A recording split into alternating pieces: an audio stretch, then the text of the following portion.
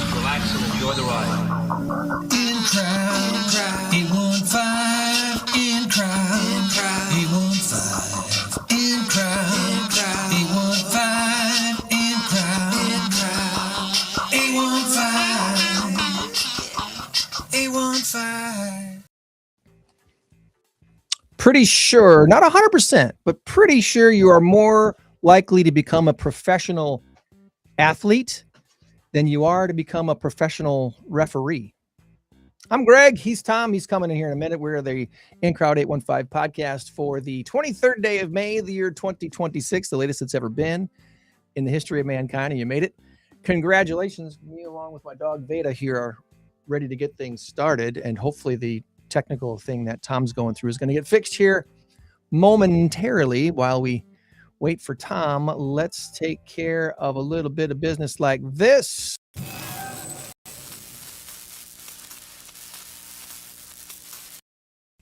Our current race to 10 has Greg in the lead by a score of 8-6. And our big number of the week this week is 700. Is the answer superfood or soccer? Which one is it? Put your guess in the comments. Let us know what you think the big number of the week has to do with one of these two things, superfood or soccer. Let's see. There's soccer's, the big World Cup things coming to the U.S. next month. Maybe does it have something to do with that? Maybe. Superfood. Everyone's talking. So are you eating healthier? Have you even is the social media feed that you follow helping you pick better foods and make better choices when it comes to what you eat? Superfoods. They're everywhere. They're everywhere. And Tom's on the stream now. Good morning, Tom, buddy. Good morning, buddy. How are you? Live in 2026 on the screen. You got a bright light in front of you, dude. So let's do that Scooby-Doo thing and start the whole thing over. Rewind. 700 is a big number of the week this week. Superfood or soccer is the answer.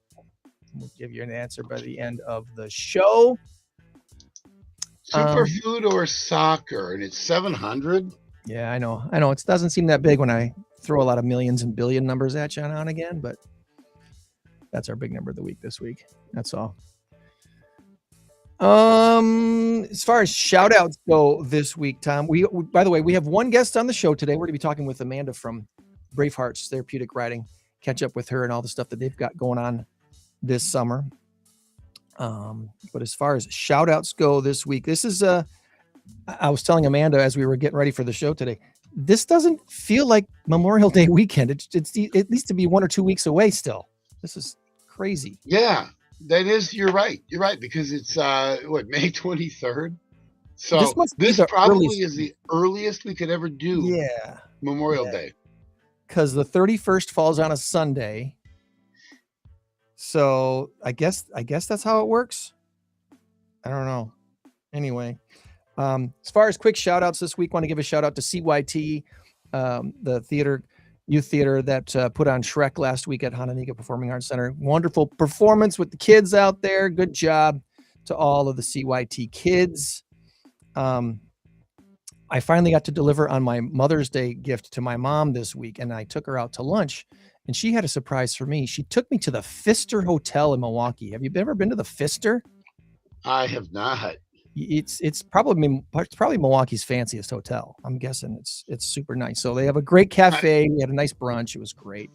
I was thinking Motel 6 was probably the fanciest. But yeah, okay. It's Milwaukee, Wisconsin. But no, it's super, super place. If you ever get a chance, and it's spelled with a P, PF. It's not pronounced Pfister, but it looks like Pfister. Okay. There you go. What else as far as shout outs quickly this week? Trivia at Louis. That was a fun time Wednesday night. Boy, was it ever. We had a great time. I didn't get to tell you, or maybe I did, but we didn't have a chance to really talk much about it. Before trivia night, Wednesday night at Louis, I got a chance to tour Cahoots with Brian Hules, the owner of Cahoots, the new place across the street from Prairie Street Okay. If you've been to Harry Dorbacher's up in Beloit, think that place times about 4 as far as size goes. It's huge. Harry Dorbacher's. I've never heard of that. Yeah, the Harry Dorbacher's place. They have the duck pin bowling and really nice, cool big bar and a place you can shoot hoops inside and instead of what do you call it? Beer pong. They have they do beer pong only with soccer balls and garbage cans. So it's huge. Okay. Yeah, so that's a pretty cool place up there, but way more space at Cahoots in Rockford. It's absolutely wonderful, and I'm looking forward to having an In-Crowd 815 event there, maybe before the end of this year, but definitely next year. For a couple different ideas that we've got going on there, so looking forward to that. And by the way, rehearsals going great for Wizard of Oz, and we open a week from this Wednesday at Starlight Theater. So be sure to get your tickets soon and come and join us for the Wizard of Oz. All right, let's get started. What do you say? Our first guest today is got a plea for some volunteers. Bravehearts Therapeutic Riding out in Poplar Grove, and they have a second location we need to ask about to Amanda. Amanda Bethards is coming on to the screen, and I believe you're probably live from Poplar Grove right now, right? I'm home. I'm home today. Okay. It's Memorial Day weekend. So today, the farms are closed today. Okay. So you live in a library? I live in a library. Don't ask me if I've read all the books, because I have not. Okay. I lived in a stuffed animal emporium, so it's we each have our own. That's right. That's right. So is there a shelf behind you that has your favorite books that you have read and you maybe grab once in a while just to kind of refresh yourself on? Not these ones specifically, but there's multiple ones around here. Lots of them, including horses. There we go. I have yet to really organize well my books, although in this house that we moved into this last year, we do have a library wall, if you will, in our game room, which looks pretty fancy. But yeah, it's got as many knickknacks, I think, as books. Anyway, well, for those who've never met Amanda Bethards before, tell us a little bit about yourself. Where did you grow up and go to school? Sure. So I grew up actually in out towards Joliet, so a little tiny crater kind of by Joliet. But I grew up there, and then I joined the military. I actually signed paperwork at 17, committed to join the Navy, and then turned 18 and took a little bit of a summer break. But then I left for boot camp in September of 2003. Date myself there. I did 5 years active duty in the Navy. But during that time frame, got married, had a couple. So I had both I have 3 kids, but my girls I had while I was active duty. And then, I got out in 2008, moved to Ohio for a little bit, had another kid. So, so 2 girls, and then moved to Illinois in 2012, right after my son was born, and got introduced to Bravehearts in 2017. And it's amazing how it's absolutely shifted and changed my whole life as far as, what I do and the trajectory that I was on. And I was in the medical field almost 17 years. And then Bravehearts, reached out and said, "Hey, would you ever want a job?" Like, yeah, Bravehearts is my happy place. And so I've been a full-time employee now since 2021. With what you do with horses there and quote unquote therapeutic riding, I suppose there's some medical crossover that kind of, crosses over from what you did previously, right? Yeah, it's actually kind of cool how it all relates. I was hired in, and I'm still in the role currently as the volunteer coordinator. So that's kind of my bread and butter. But Bravehearts also put me through to become a certified therapeutic riding instructor. And so that definitely used some of my medical, because again, you're looking at diagnoses, right? So we serve individuals with a slew of different diagnoses. And so you have to really understand a lot of it back to the horses, and how we instruct, and the equip horses we choose. But to even add a layer to that, now, gosh, it's been a year almost. We started studying, myself and a couple other instructors at the farm, and we were able to pass our advanced therapeutic riding instructor certification, which was even more. So then we got to learn more of the medical aspect of the horses. So for me, that was super exciting. I really enjoyed that deeper dive into that. Yeah, both my previous medical experience with my newfound love for the horses. Was that kind of a revelation to you that horses could be used for therapy? Was that something that kind of dawned on you one day? How did that hit you? At what point in your life did that hit you where you're like, yeah, this really does do amazing positive things for the folks that choose to come out and interact with the horses? Yeah, it's funny. It's relatively quickly, but I had no clue before I was introduced to Bravehearts. So you were talking about Poplar Grove. So our Poplar Grove location is just down the street from Candlewick, right? The subdivision out in Poplar Grove, and that's where we had bought a house in 2012, and so it's like 3 minutes from there, right? And I had no clue that Bravehearts existed until I ran into another veteran in the Myers grocery store in Machesney Park. And so gentleman named Mr. Bill Mercurio, he's a Vietnam Army veteran. And he literally walked up to my family in the cereal aisle at Myers and was like, "Hi, my name's Bill. Are you a vet and do you like horses?" And that was right around Veterans Day in 2017. And so he gave us a card and said, "Hey, they're having a Veterans Day event. Come on out." And I'm looking at it and I'm like, where is this? Right. And so I found out literally it was 3 minutes down the road from my house. And I walked in and it was instant. I was like, there's something here that I just have to be a part of. Just the environment is super welcoming. I've always loved horses. I was that little girl that loved horses, but never really had the means. Again, with 3 kids, right? They're just financially, there was no way that I was going to be able to afford to go do riding lessons for myself or own my own horse for that matter. And it's as a military veteran, Braveheart military vets all at no cost. And so when I found that out, and that my family could actually ride with me, and at the time my husband was also a veteran, so our entire family got to come out to Bravehearts and ride, and it did not cost us anything out of pocket. So it was pretty incredible. And little did I know that it's completely changed my life, and that I'd be as engulfed as I am now. But yeah, no, I think pretty quickly I knew that horses save lives.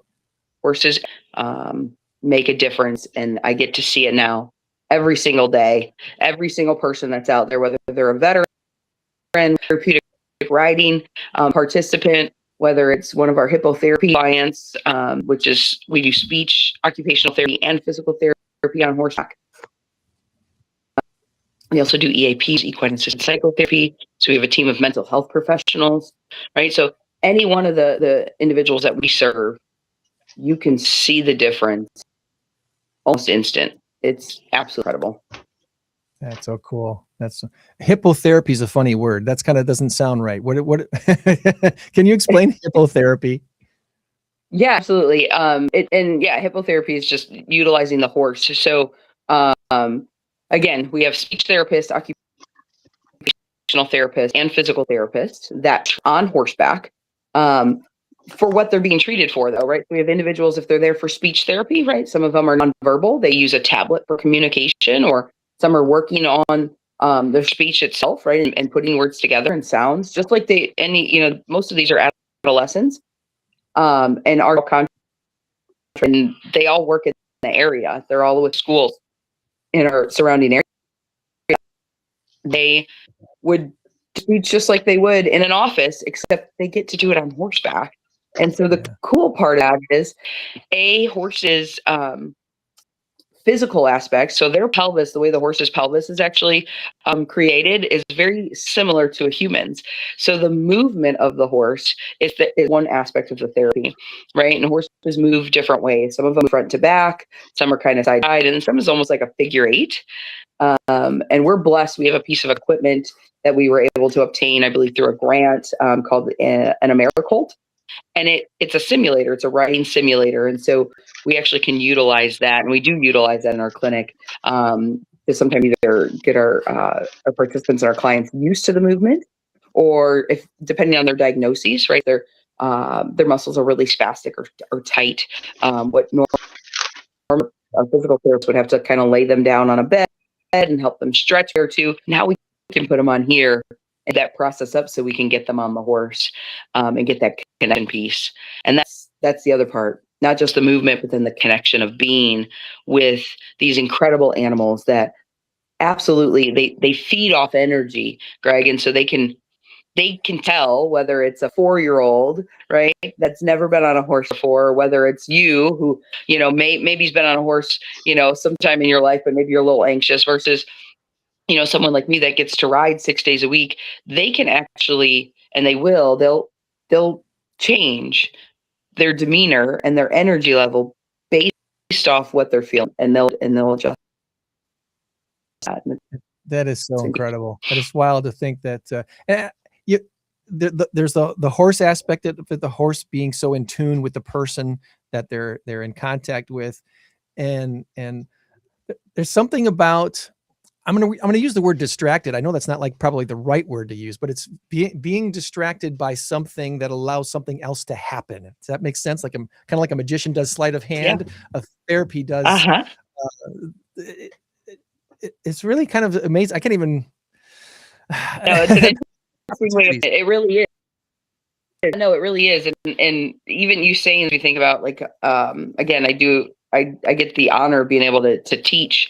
And like yesterday, I had a couple veteran lessons. So I was teaching some veterans and some veteran family members. And one of the things I tend to do during my cool down, right at the end of the lesson, is I like to have my ride in tandem. So I'll have them all line up, right? Like there was 4 of them. So they were all shoulder to shoulder, and I'll have them ride like 4 abreast, and they have to work together, right, to stay in line, and to also maneuver and move around. And part of that is because then they get out of their head, right? They're not thinking about all the skills I'm telling them to do, and their aids, use your leg, use your reins, do this. They just focus on the task at hand, which is staying shoulder to shoulder. And so they already take the skills they have and they utilize them. And so it is very similar in that aspect, right? And I love that because the horses, you can watch everybody they all relax down because all that tension and pressure goes away, and now they're doing it together and they're focusing on a different task. So no, you're absolutely tracking. Just part of it's just being together too, right? Some of these individuals just need the social interaction. So having other individuals in the lesson with them, right, that maybe have a similar doses and at a similar riding level, they can start to have some of those conversations or communicate differently. So no, it's incredible. Bravehearts, I don't even know. Again, I'm still in awe. I've been an employee, there for a while now, but I'm still in awe on how much we offer to individuals and how many different, demographics that we're able to reach. But these horses are the true heroes of what we do, and we're blessed to be a part of it. Well, you have a beautiful website. I hope that people have been will click the link that I put in the chat and visit what you guys have put together for people to see just what Bravehearts does. And do I got this right? It actually started in Poplar Grove, but now has a couple different locations. So no, it started in Harvard. Our Harvard location was our flagship, and that was 2022. I'm sorry, 2002. Goodness gracious. 2002 is when the Harvard location started. 2007 is actually when Braveheart started serving at no cost. And then Poplar Grove, we were able to obtain that facility in 2010. And then we just opened up our 3rd location in Rockford, actually, out by Severson Dells. So we're conveniently right off I-90. And that was here in 2025.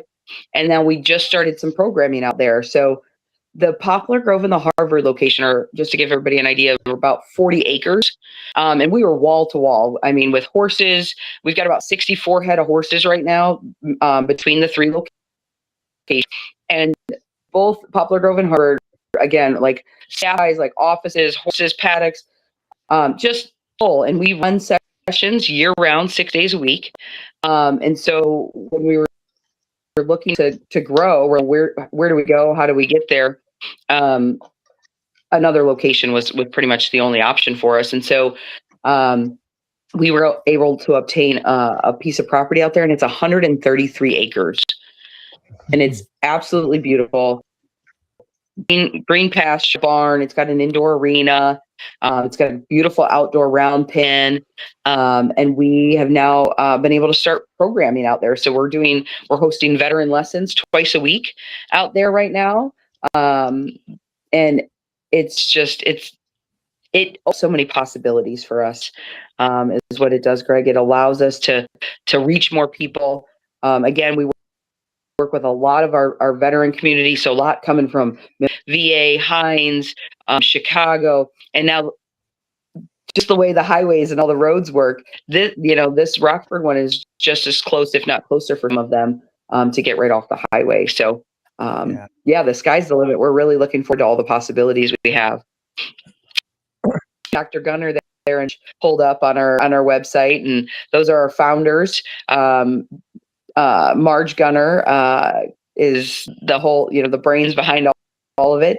She, I believe you can read on the website there, but she was battling ovarian cancer when she came up with the idea of Bravehearts, and being able to see how her horse that she had was helping her heal, right? And she said, if my horse can make me feel like they do, and help me get through the hardest time in my life, what can it do for people? And so that's where the whole idea came from. And then Dr. Gunner got it introduced to the program, and he's a Korean War veteran, and he was a medic in the Korean War, a cardiologist out in Chicago, and he was an incredible man that unfortunately I never got to meet. He passed before I got introduced to Bravehearts, but his spirit is so much alive at our facilities. That picture there of them too is on the right. There is in front of our chapel. So I have a chapel that was built in Dr. Gunner's honor, and they actually they opened that and did a presentation of it before he passed, and so it's quite special. You can absolutely feel still around those farms, and his passion for her serving veterans. So. That's cool. That's cool. Mm. Dr. Gunner and Marge, and Marge battled cancer, you said?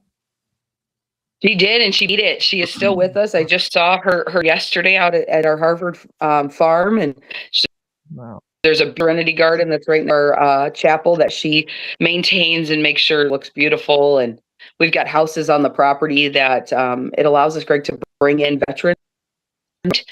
So not only serve veterans in our local area, but like in 2025, we served 1,191 veterans, 450 veteran family members, and some of these vets are from out of state. And we are able to bring some of those vets in that need it.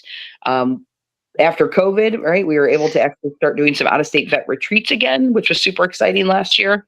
And so we have some housing on the property where we can do that, and it allows us to do that. And Marge is wonderful about helping us maintain those and making sure everything is perfect for people that are coming in.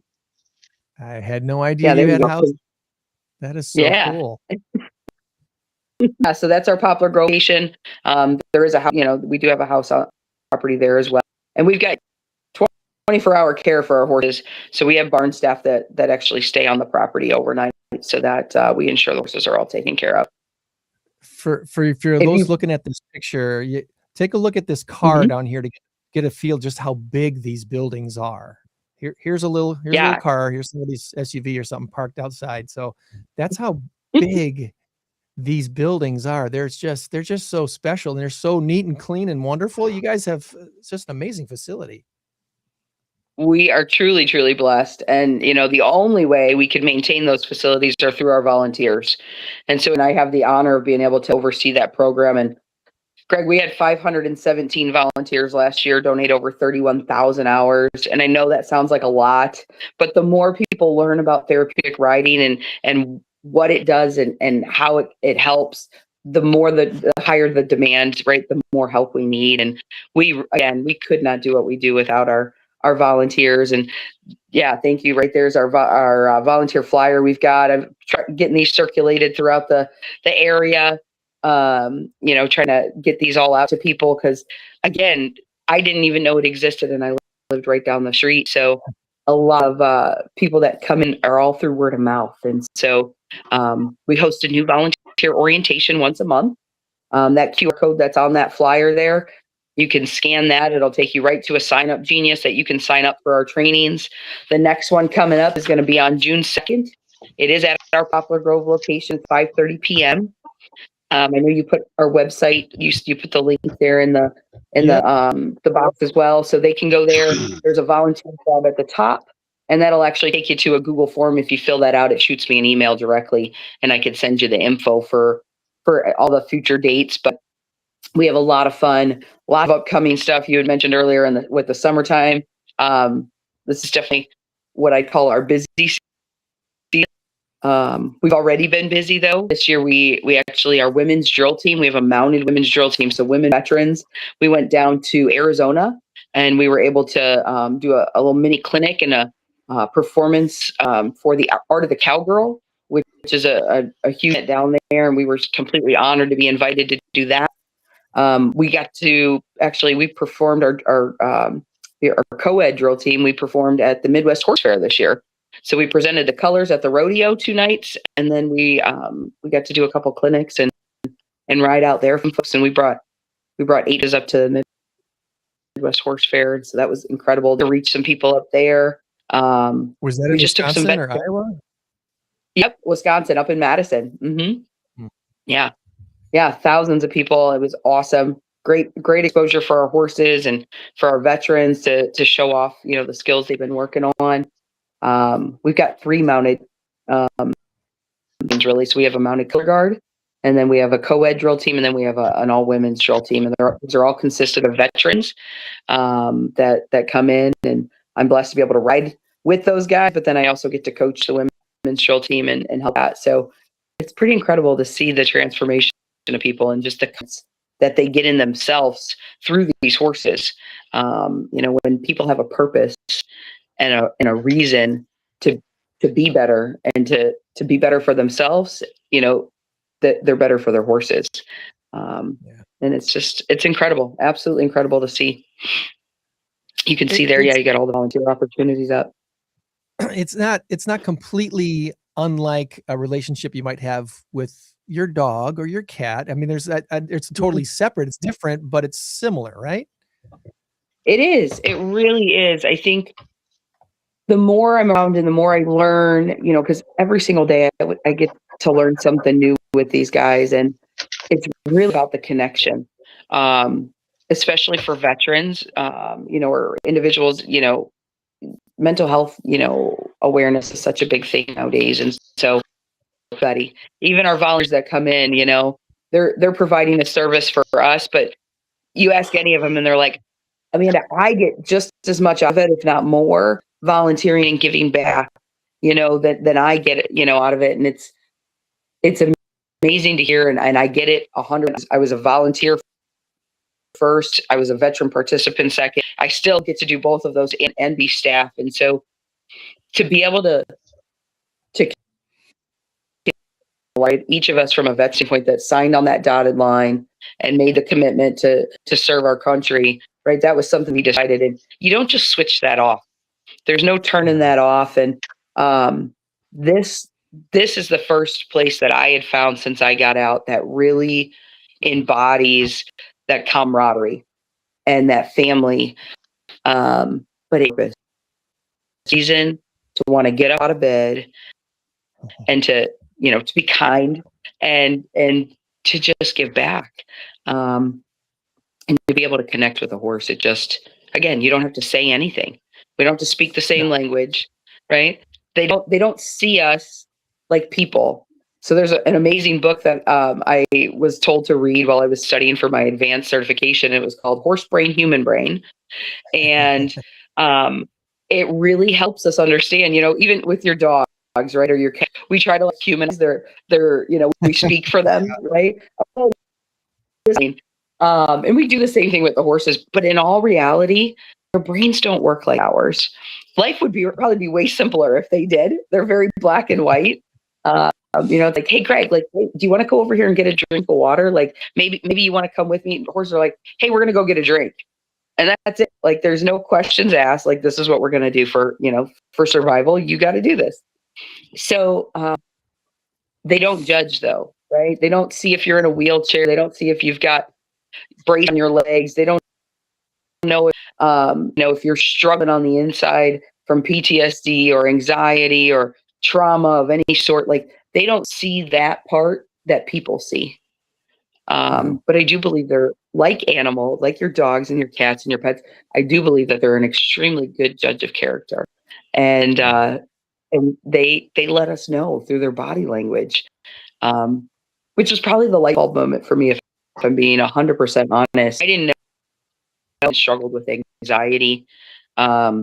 I didn't have diagnosis of PTSD or any of that stuff when I first came to Bravehearts. I thought that was just the way this was just me, whether I was wound tight or just all the things. Like, I just thought that that's who I was. And I accepted that and I learned how to live that. But when I got there and I started to just be present, and I think about that for a minute, like to just be quiet and in the moment, to be comfortable in the quiet, right? I mean, you make a living here, right? We're talking, we do a lot of talking. I do all day. The older I get and the more I'm around these horses, I realize that there's so much peace and so much healing in the quiet. Yeah. And you can do that with the horses. You can be quiet and you can just be present right here, right now. The only thing that matters, focused on. And there's a lot of healing in that. So it's pretty amazing. That's cool. I left this on the screen on purpose for quite a while because I want people to see maybe you're somebody who, for whatever reason, you just, you don't want to be working directly with horses, but you still want to help out the cause. There's so many other things that you can do that don't involve riding or standing next to or leading a horse. Administrative stuff, carpentry, cleaning tack cleaning, all kinds of different things, phone stuff, fundraising. So there's a lot of different ways you can help Bravehearts out without necessarily having to get trained on how to work with horses. Absolutely. Yeah, absolutely. I tell people that all the time in the new volunteer trainings. I'm like, look, I talk about the horses all day long because I love them. That's absolutely what I love to do. But absolutely, as a nonprofit organization, right, as a 501c3, we appreciate any time somebody is willing to give. I definitely understand that time is the most valuable thing we have. And if somebody's willing to donate some of that out of the kindness of their heart, again, we want to build off their strengths. We have different organizations that come in and help. We don't necessarily do direct things with the horses, right? But we've had Keller Williams Realty come in and lacquer our stalls. We've had I got ADP coming in here in a couple weeks to help us prep for a horse show. So June 19th, we do a big annual horse show for our therapeutic riding and hippotherapy clients. They get to come out and show off the skills they've learned. So ADP will be out to help us clean. They'll be sweeping and dusting and mopping and helping us do all the setup. We just did the annual veteran horse show. And I had folks from GE Aerospace. They came out for 2 days and helped us with that. All kinds of groups that come out, like Power Home Construction. I can't even name them all. There's a state collection agency that comes every year and helps us prep for Trail to Zero. But yeah, so anything you're able, like I said, you mentioned carpentry. If you're a retired electrician or, you're good with wood or great, always that we do. Our funding is through grants. And so if somebody's good at that, we would love to have you come on out and be a part of the team. Cool. Lots of opportunities. All our staff members there. Yeah. Yeah, I want to give them all some props there for There's all the our work that they do. Yeah, those are our VIP volunteers. These are all volunteers that come. Art is really up in these. They take on. They're more of a time employee than anything. I mean, we couldn't do again our jobs without these guys for sure. They're amazing. Nice. Yeah. Well, before I get to I did ask AI to give me some questions for you today because we've been having fun with AI questions of the week. So before I get to that, is there anything that we didn't ask you that you wanted to make sure we touch on before we go on to that? The only thing I wouldn't mind mentioning on here again, I can ramble off some dates, but Trail to Zero, I think we've talked on here once or twice about that. But if you go up at the top there, you should see a link under Veterans tab. Trail to Zero is a big mission that's super near and dear to my heart. Trail to Zero mission started in 2017, and we ride 20 miles through selects to raise.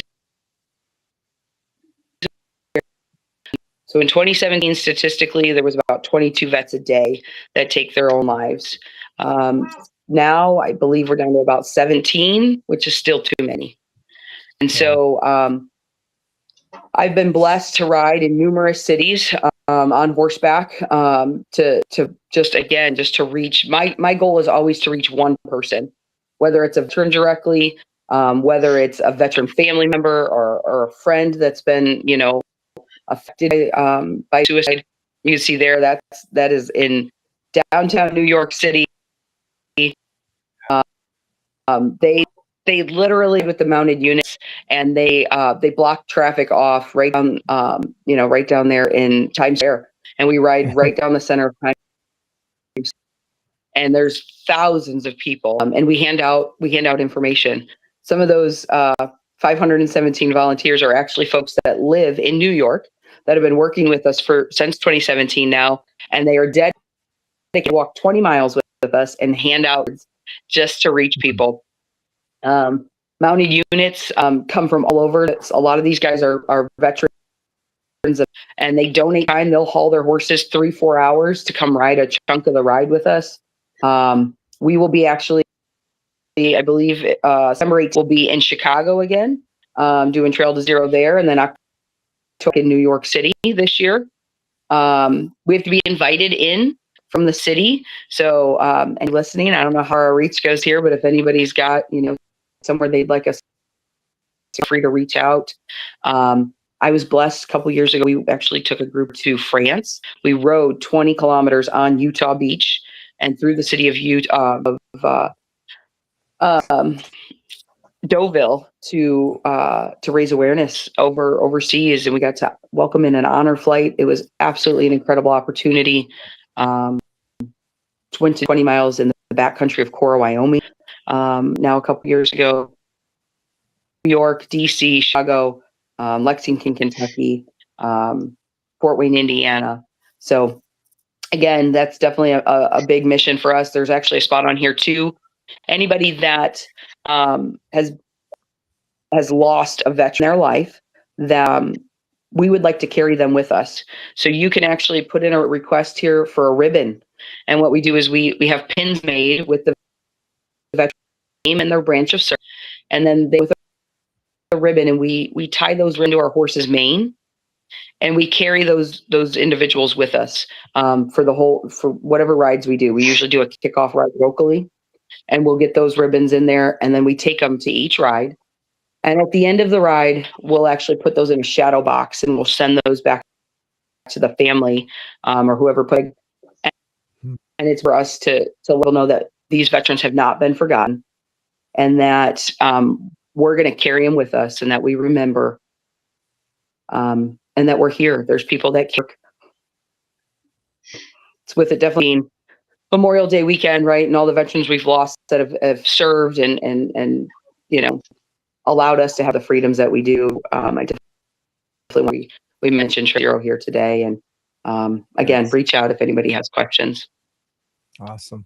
Mm-hmm. Well, AI reminds me that you are not only the volunteer coordinator for Bravehearts, but you're also an advanced therapeutic riding instructor, and U.S. Navy veteran. So connecting your service to this mission is the first of the three questions it gave me. Your unique perspective, because you're a U.S. Navy veteran and an advanced therapeutic riding instructor, when you're working with local volunteers, how does your military background help you coach them to connect with the veterans who come to Bravehearts that are, looking for a place to heal and connect with these horses? So, I was a corpsman in the Navy, which again was the medical side of things. So I think a big part of it is that just be real with people. I very much, when I do a lot of trainings, the military teaches you see one, do one, teach one, right? So for me, it's like weekend, my boss is like, Amanda, I didn't hire you to be in the barn. Why are you fixing fences? Why are you out there sweeping? And it's like, listen, here's the deal. Like my background, how am I supposed to earn the respect, right? And have people trust me if they don't know who I am, and they don't see my work ethic, right? Somebody else to do something that I myself wouldn't do. So I've always led that way, and I think that really truly came from the military, of giving me my work ethic. I wouldn't change the way my path went for anything. I believe I'm exactly where I'm supposed to be in life, and if my military gave me my work ethic for sure. And I think that's really helped me to be able to manage over 500 people, and people, just so selflessly be willing to work alongside me. And I think part of that is because they know that I wouldn't ask them to do anything I wouldn't do myself. That's huge. That is huge, because you sometimes you see those leaders who found themselves in a leadership position under or over people who they've never done what they're asking people to do, and you kind of feel that. I don't know if tension's the right word, but there's that feeling of, yeah, you don't know what you're talking about. You actually do know what you're talking about, because you've done these things you're asking people to do. Mm-hmm. Yes, sir. Absolutely. That makes a big difference. So that's great. Question 2, the Bravehearts recognized as the largest healing horsemanship program for veterans in the nation. And the Poplar Grove facility does so much specialized work with hippotherapy, as you mentioned earlier, and outpatient care. As a coordinator, did you have an aha moment, or have you experienced other aha moments with your volunteers when they realize they're not just leading a horse, but they're actively helping a child or a veteran heal? Yeah. So a lot of our volunteers, and volunteers that have been with the organization for 5, 10 plus years, to some of these new volunteer orientations, I actually really enjoy inviting, somebody different each month, and letting them share their experience. And it's usually pretty emotional. I've got these volunteers that are committed. I mean, they give everything they got, and to see again these miracles, if you will, happen with them. I know for me personally, when I first was becoming an instructor, I had to do a lot of mentoring, right? A lot of teaching underneath someone. And the one moment that really sticks out to me as I was in the middle of the arena teaching, and it was a group from, I believe it was North Chicago group that had come out to it. And you could just see the weight of the world right on these different shoulders. Like they come out and they're trying to be tough, and you put them on a horse, and they're like, have you ever rode? And they're like, oh, like some of them have rode a camel, like, overseas, whatever. But you get tension in their reins, right? They got a death grip on their saddle. Their knuckles are white. Their legs are tight. And most of them, one way that I like to break the tension is because you could tell they're holding their breath. I'm like, hey, Blue's not really at me. And I'm like, you have to breathe. And you're like, oh, they don't even realize, that they're not breathing. But I specifically remember this one class come in. This gentleman had just the weight of the world on his shoulder. And little by little throughout the lesson, I got him to where he trotted down the long wall, right? So he got his horse to move a little faster. And he let out this deep of the shoulders. He stopped, like, how was that? And he goes, that was amazing. I got to do it again.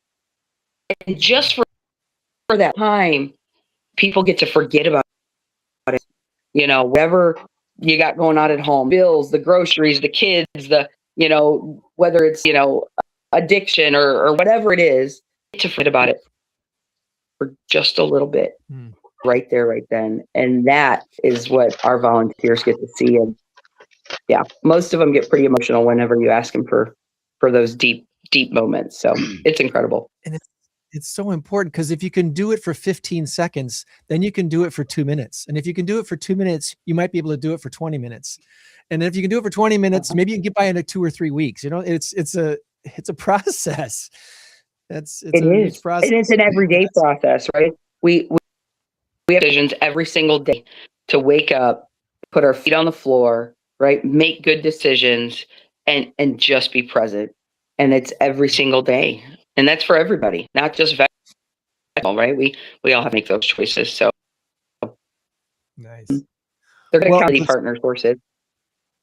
This last question, I think we already kind of answered it, but I want to reiterate it before we move on.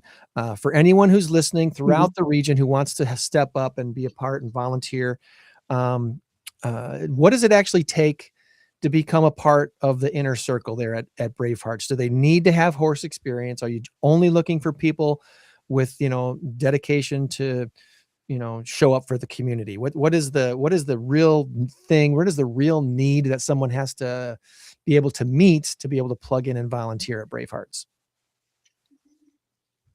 You just gotta want to give back. That's it. Just have a kind heart. There's no requirement of horse experience whatsoever. We teach all of it. We've got an extremely progressive volunteer program. Again, it depends on what you want. My job as a volunteer coordinator is to make sure that I find you a position or a role that's going to be fulfilling to you. We want people to enjoy what they're doing when they come out there. Everybody comes in for a different reason, whether they're wanting to, maybe you just want to get some steps in, right? You need something to get you out and get you active. Yeah. There's more than enough opportunities for that. You want to build a community. You want some connection with people, right? You want that. I hear a lot of people, they'll retire, right? And they lose that community. They lose a purpose. You want to learn some new skills. You want to work with individuals with special needs. Again, there's no prior experience we will teach you. I joke about it, but I tend to say closed mouths don't get fed. If you come in hungry and you're willing to, and you're motivated, I will absolutely help you get to where you want to get. So all you got to do is show up. Like I said, June 2nd is our next new volunteer orientation, but they can feel free to get on that website, shoot me an email, fill out that form. Veterans, there's a form for them too. They could fill out a form, and Amber, who our Veteran Services Coordinator, get an email. We'd be happy to reach out to people. But yeah, just if you got, even if you're just curious, reach out. I'd love to set up a time for you to come on out and check the place out. July 11th, we actually do, it's called Cowboy Breakfast. It's kind of like an open house to bring in new veterans. That'll be at our Harvard location. Get to come on out, put your hands on some horses, check the place out. No commitment necessary. Okay. Everybody, as long as you start to serve. Well, I want to make one. I always ask it for at least some funny or odd questions to ask our guests too. And the one that stands out to me is you're coordinating a lot of volunteers, a lot of different walks of life. What is the most bizarre or unexpected hidden talent a volunteer has brought to the table that ended up actually being maybe kind of useful around the facility? any bizarre or unique talents that your volunteers have brought to Bravehearts that you're like, wow, never would have thought of that, but I'm glad you're here? Bizarre or unique? Well, trying to think. Well, it's not super bizarre, but to me, do you know what a cricket is? I didn't know what a cricket was, right? So it's this machine that makes like vinyl letters and stickers. Oh, okay. Yes. I had no clue what that was, but guess what? I need volunteers that know how to use those. So thankfully, I've got a couple that do, and they're very good at it. But they help us like put labels on our water buckets. They help decoration, special events. They help us with our, it was something we used to just go buy like the cutout letters from the store, right? And now we can make special ones. So that to me was slightly unique. I thought it was a trick question. I'm like, everybody knows what a cricket is. They chirp and they annoy you at night. No, it's like CRICUT or something, right? Yeah, something like that. I had no clue how to use it. Yeah, no, I couldn't. You could put it in front of me and give me $1,000. I couldn't get it running. Back the money. Hey, I have a quick question. Sir. You may have answered this, but where do most of your horses come from? Do you rescue them, or are they do you raise them from colts and fillies, or what? That's a great question, actually. Funny you should ask. So, most, there's a good mixture. Some of them are purchased, and our president and CEO, Miss Megan Hill McQueenie, you can look her website too. Incredible horsewoman, Cowgirl Hall of Fame. She's been doing horses her entire life. She's the heart and soul behind what we do here and the motivation, but she puts her hands on probably over 1,000 horses a month looking for what we call the unicorns, right? These are not just your run-of-the-mill horses. These horses are all super special in what they do. So some of them are purchased. Some of them are donated, and again, they've got to have a special skill set. We don't do necessarily like, people will want to give us horses that, are maybe can't do their, are retired from a job, but, these are very much athletes. So our horses, these are the same horses that are carrying our veterans 20 miles on horseback, which is 8 or 9 hours at the walk. So they very much still have to be active and in good health and at the top of their game. There is a link on our website to donate a horse. So if you're looking to donate, you can fill. Again, our president and CEO would take a look at that and evaluate. You can see right there, though, it says Operation Mustang. So we do have Mustangs in our herd. These Mustangs were donated or were adopted from the Bureau of Land Management. Some of them came from Utah, I believe, and some of them came from Wyoming. But all of these Mustangs have been rescued and adopted by us. And our veterans, through Operation Mustang, have helped us gentle them. So they came in completely wild and untouched. And then our veterans, little by little, helped us get them to where they are. And these guys are in our program. Some actually carry individuals in Special Olympics. So they're carrying individuals with intellectual disabilities.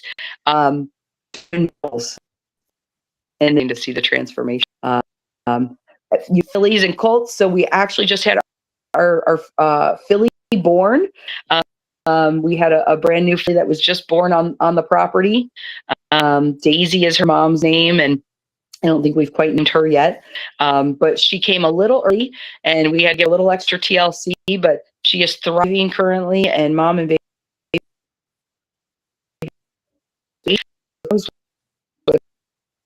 But we do new little filly on board. There's Mama Daisy on the screen right there. Yeah, beautiful girl, and my goodness. Yeah, so we're blessed. We've got new life at the farm. So if we're working on some cows. We've got a couple cows out. Okay. Can't ranch without cows, right?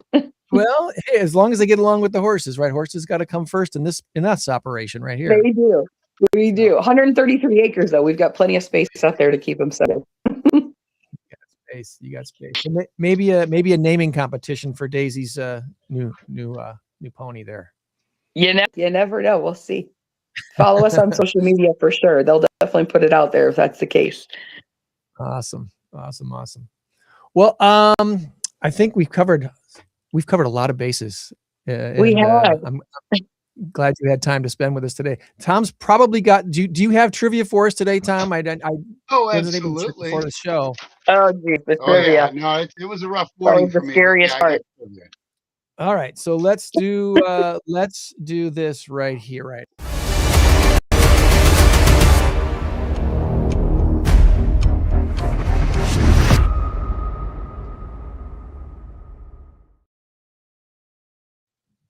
All right, Tom, it's me and Amanda versus Tom's trivia today. Let's see if we can't score 4 or more points against his 7 questions. We can do this. We can do this. With my mascot, Mr. Snoopy. He's my helper. All right, are we ready? All right. Go. Amanda, you played this trivia before, so you know how it goes, don't you? Say that I'm a walking encyclopedia, but we're going to go with it. Now, these questions should be pretty mainstream. They shouldn't be too difficult. So, as Greg always says, if we get 4, I'm happy. Well, that's, a little better than, it's almost 60%. It's not good enough. 4 out of 7. Better than half. Better than half. That's what I'm going for. Better than half. A little better than half, yeah. It's about 65% or whatever. We want better. All right, here we go. Who was the first woman ever inducted into the Rock and Roll Hall of Fame? Was it Aretha Franklin or Tina Turner? Ooh. Once again, first woman ever inducted into the Rock and Roll Hall of Fame. Aretha Franklin or Tina Turner? Wow. That's a really tough one because I think they're both in now. So which one was first? I don't know. I'm gonna go with Aretha Franklin. Let's hope Aretha's. And I'm gonna stop you right there because you got it right. All right. Woo. Yeah, that was she was first woman ever inducted into the Hall of Fame. Hall of Fame. It was like 1986 when it first opened, along with the first class of like the Beatles and not the Beatles. The Beatles. Well, anyway, Chuck Berry and some of those old singers from the 50s. But anyway, all right. Listen to some Aretha. Yeah, RESPECT. All right, here we go. Question number 2. In 1980, CBS Television pulled a commercial starring Brooke Shields for being too risque. It was a jeans company. What was the name of the company? Was it Wrangler? I know this one. No. Or Calvin Klein? Yeah. Calvin Klein. Calvin Klein. Calvin Klein. Yep. If it wasn't Calvin Klein, it was Jordache, because Jordache had some risky commercials back in the 80s too that I think they had. Oh gosh, Jordache. I forgot about that. Oh yeah. I should have chose Jordache and Calvin Klein, right? I always used to tease the girls. Right or wrong, I know we used to tease the girls in our high school back in the day was like, did you pull those jeans on or did you paint them on? Because I don't know how you put those jeans on there. They were so tight. You have to jump. You have to lay on the bed. It's a whole thing. It's a whole thing. Yeah. Yeah.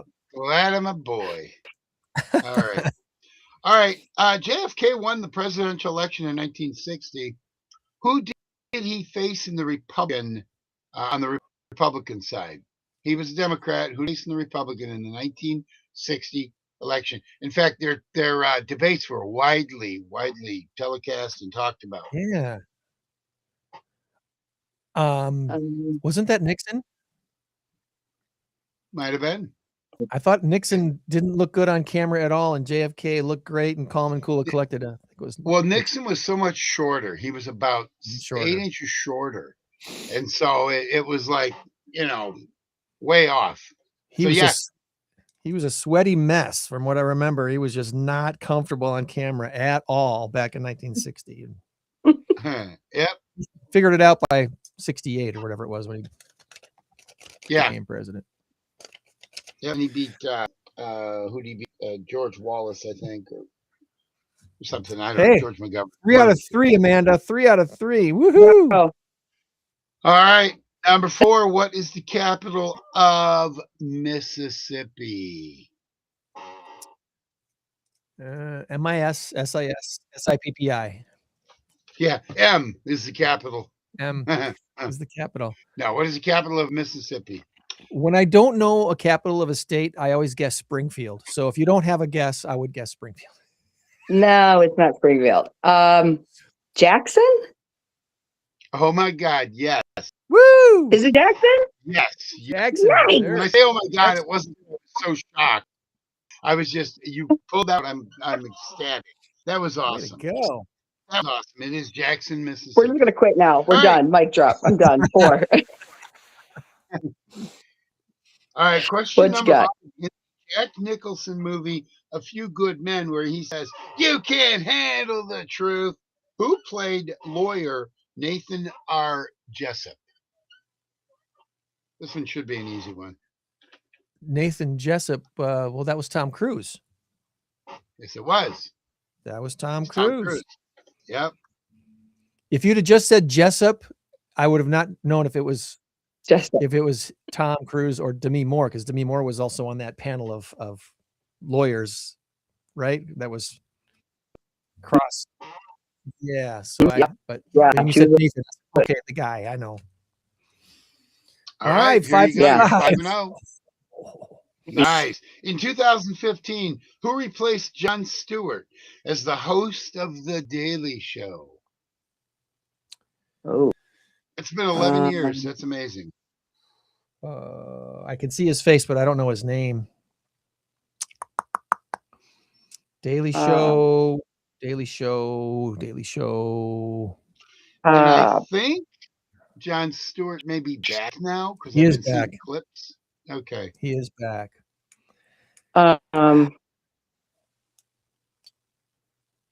He's from England. I could see it. Yeah, I think his first name starts with an A, but I'm not sure, like Anthony or Andre or something like that. I'm drawing a blank. He's got 2 first names. He's got 2 first names. So he's like, No. One of those names, Greg, is one you're very familiar with. Oh no. Might be one of your kids' names. Oh man. Noah. It's Noah. Noah. Anthony? Trevor Noah. No, Trevor or Trevor Noah? Trevor Noah, yeah. Trevor Noah. I'm going to give you a half a point because I had to give you a lot of. We'll take I a like half. 5.5 pulled it out of him. Trevor Noah. That was good, though. That was good. All right, final local trivia. I figured since we were dealing with horses today, we would go to the Children's Farm, also called Lockwood Park. In what year did the Children's Farm or Lockwood Park open up in Rockford? Was it 1960, 1970, or 1980? And if you think this one through, even though neither of you are essentially from the Rockford area, and maybe that's unfair for me because I'm here and I remember certain things about it. I know. Well, they just had like a 45th or 55th kind of a anniversary type of thing. So it's 70 or 80. Go with that. I don't know which one though.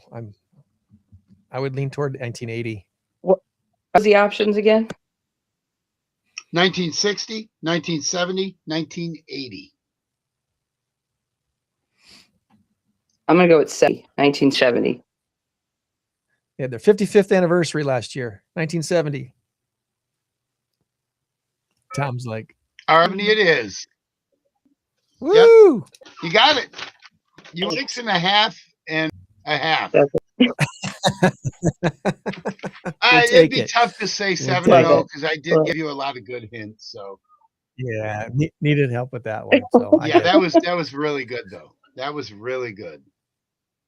Nicely done, Amanda. Well, thanks for joining us again, and hopefully we'd love to have a group supporting Bravehearts at our next mass karaoke trivia contest, and it's a ways off. It's October 1st this time around. So they gave me so much prep for that. My boss was like, Amanda, why don't you sign up for that? And I'm like, I only karaoke when there's people I don't know. Like, are you kidding me? But I know. She totally wanted me to do that. But you don't actually have to sing. You only have to play trivia, but your group, somebody in the group would sing. Yeah, I was the person they were voting to sing. Yeah. Oh, I see. Okay. Well, make yourself plan B, get a plan A singer, and if they don't show up, then you will fill in and be the backup. Absolutely. For me, for sure, and we'll look at it. Now, October 1st, I'm sure if I'll be in town. But it's like October 3rd will be right in 20 miles through. If I'm on that trip, then I might not be able to make it. But yeah, no, definitely send it to us. But thank you again so much for having me. I really appreciate you guys, the time and the opportunity to share with people a little bit more about Braveheart. And, definitely look forward to hopefully meeting some new people out. And just appreciate the opportunity, you guys. It's a world-class facility. It's easy to support you guys because of amazing work that you're doing. So kudos to all that you've done and what you're going to do, and we'll keep in touch. All right. Thanks, Amanda. Have a great rest of your weekend. And thanks again for your service.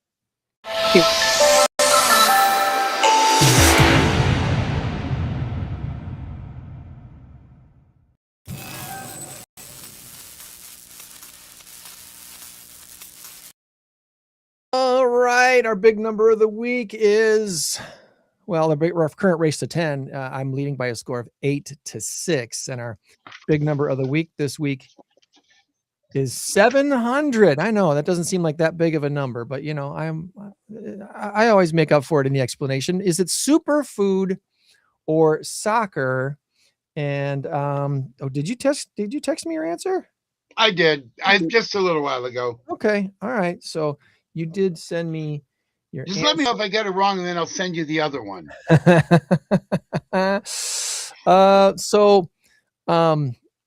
When you think of superfood,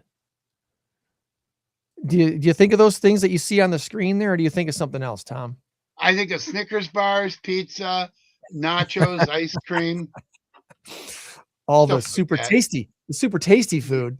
Oh, it's not super tasty food. It's just superfood. Okay, I'm sorry, my bad. Superfood. Blueberries and raspberries and kale and spinach and broccoli and stuff like. Okay, all of the things you mentioned, I actually eat. I like veggies. I love blueberries. I love raspberries, peaches, oranges, bananas, watermelon. And there isn't a vegetable I don't like except I will not eat green beans, and mushrooms aren't even in the food. It's not a food. It's not a food. Fungus. It's a fungus. So I don't eat them. According to the New York Times, a lot of people are paying monthly to learn to eat like Jesus. The Bible might not seem like an obvious place to search for your next weeknight recipe, but that's exactly what influencers like Kayla Bundy are doing. They're offering coaching sessions and guides to Christian superfoods. They're doing a service called Biblical Eating. It's the latest viral wellness trend. It comes amid a growing interest in healthy eating and spirituality among young Americans. And some people are paying as much as $700 per month to learn to eat. Yes. Like Jesus. Yes. Tom is getting the point. That's right. As far as the soccer number goes, Boston is trying to break the Guinness Book of World Records for the world's largest soccer ball.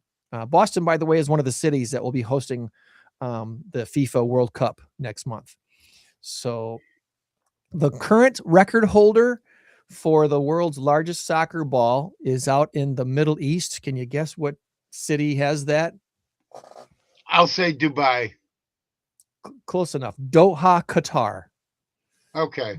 You're not too far off. Doha, Qatar has it.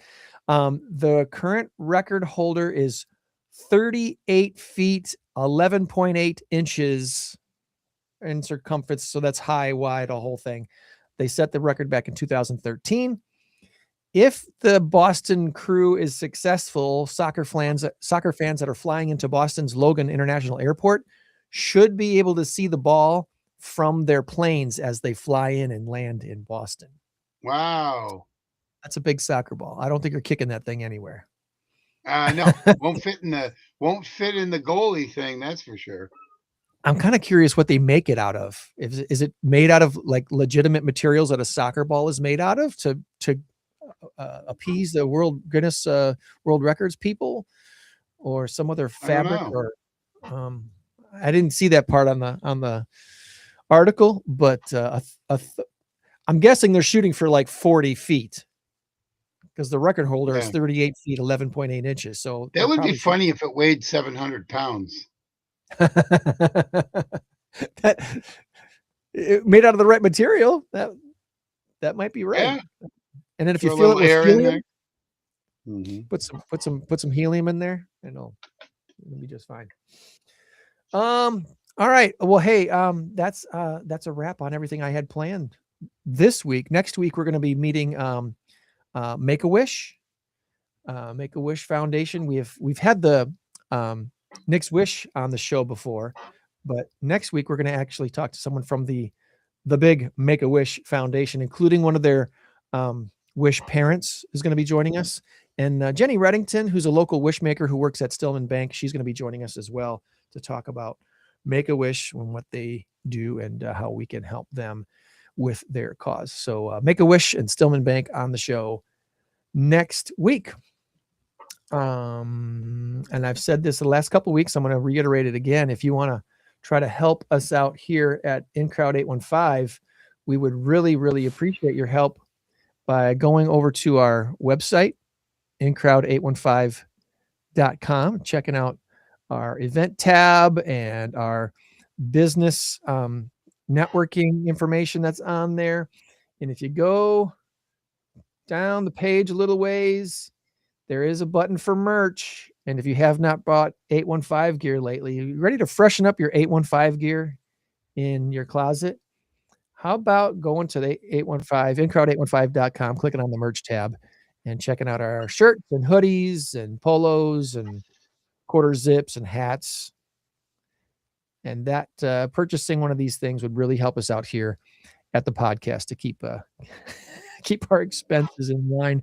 I'm not an accountant, so I could really use your help. You know what I'm saying? Yeah.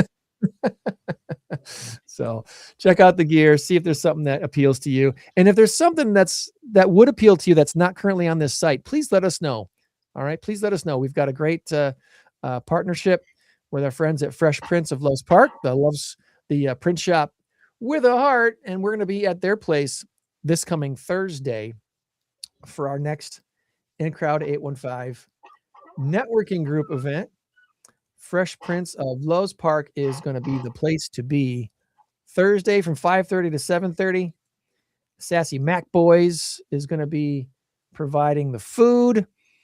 And Matt Atkinson, home inspector, is going to be there as well, supporting the efforts. And Safe Families for Children, a local not-for-profit, will be also telling us about what they do here in the 815. So check out more information. I'll put the link to the event in the chat so you can just click on it and go boom, boom, right to it. All right. All right. Anything you want to add, Tom, my friend, before we... Well, let me just apologize for being a little late. I know you're not supposed to talk about off-air stuff on air, but I woke up at 6 o'clock, 6:15, whatever my normal time was. And I laid there for a little bit and fell back asleep. So next time, just call me earlier. If you don't see me by 7:40, call me. Yeah, usually Tom is logged in before I get into the studio because I usually get in about 7:30. Between 7:30 and 7:35 is when I actually usually fire up the programs, and I see usually Tom is there. Sometimes our over anxious or over ambitious guests are also logged on already sometimes. Yeah. I'm normally logged in at 6:45 to 7 o'clock just to make sure everything's going, and I make sure I put the finishing touches on my. I was already pretty much done with my trivia anyway. I just had to make some final adjustments, put them in order, and everything. So that was no problem whatsoever. And in reality, I only missed the first 2 minutes. So that's right. That's right. You just missed it. I'm mad at myself. I do want I will tell you, I've been strong. But go ahead. Well, I did want to give one shout out because we did originally have scheduled 2 guests today. We were going to talk with Abby from Phantom Regiment, wanted to catch up with Phantom Regiment and see what their summer plans look like. And Abby's a newer hire there. She worked for Ramp here in Rockford, and now she's with the Phantom Regiment. And she was scheduled to be on with us, had a conflict come up, understandable. So family comes first, always. Family comes first. So she's... hopefully we'll get her back on some point during the summer. But if you if you have never seen the Phantom Regiment perform, you need to go check out this year's show. It's going to be spectacular, and they're going to be at Guilford High School. That's where they're performing now. They used to be at Byron for years and years and years. They were at Byron. This year, though, they are back at Guilford High School, and the show of shows in Rockford is July 3rd. That's their premier event here in Rockford is July 3rd. I believe that's a Friday night. And then the DCI Midwestern Championship will be July 25th. That will be in DeKalb over at NIU. The big world championships with one of these years, I'm going to this. One of these years I'm going. It's not going to be this year. Hopefully next year. The DCI regionals and world championships. The world championships happen in Indianapolis. What's the name of their stadium? The RCA Dome. Lucas Oil Stadium. That's right. Used to be the RCA Dome. Lucas Oil Stadium, August 6th, 7th, and 8th. Phantom Regiment has consistently scored in the top 12 in the last few years, in the top 10. I think they were 5th last year, if I remember right, 5th or 4th, competing against these teams. And what they do on the field is so remarkable. The marching, I know if you just think of marching bands and you know what your high school maybe did back in the day on the football field, and it's cool and it's fun and everything, but what these teams do is nothing short of spectacular. It's emotional and it gets you drawn in. It's pretty amazing. So if you get a chance, go check out the Phantom Regiment this year. I've seen them a number of times and they never disappoint.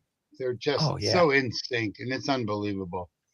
They'll put most college bands to shame. Absolutely. The pageantry of it all is spectacular. Mm-hmm. So check that out if you can. Next, as I mentioned, next week we're going to be talking with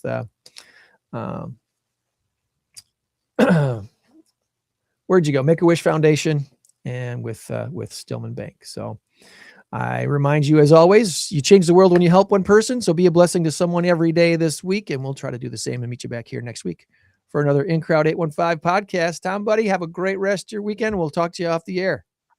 Off the air. Yes. Okay, cool. Hang on. All right. Bye, everybody.